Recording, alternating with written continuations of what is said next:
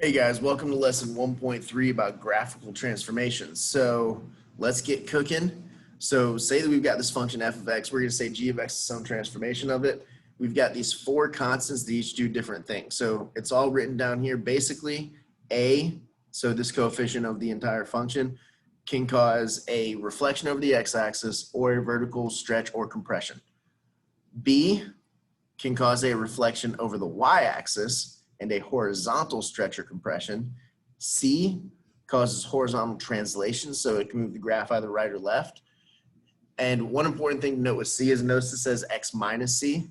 So if I had something that said like f of x plus 3, what would actually happen is this graph would move left 3 units because C here is actually negative, because if this is plus, that means I'm subtracting -3. So this would actually move the graph left 3.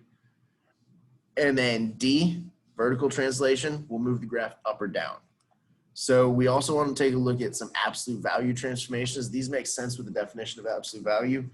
Basically, with number one, if I take some graph of f of x and it looks like this, then if I want to take the absolute value of f of x, I take anything below the x-axis. So this is all above the x-axis. This portion is below.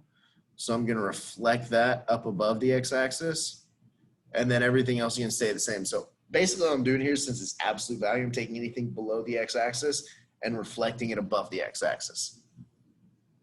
So for the second one, for number two, if I have, again, some graph of f of x, if I want to take the f of the absolute value of x, what this does is I disregard anything in the second and third quadrants and I take what's in the first quadrant.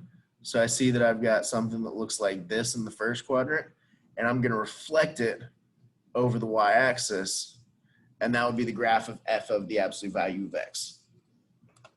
So let's take a look at a transformation that we can do. So we're going to start with f of x being equal to x cubed. So first we're going to graph that. So I've got a point at the origin, got the point 1, 1, -1, -1, and then this graph is going to look something, the end of that line was bad, but the graph is going to look something like this.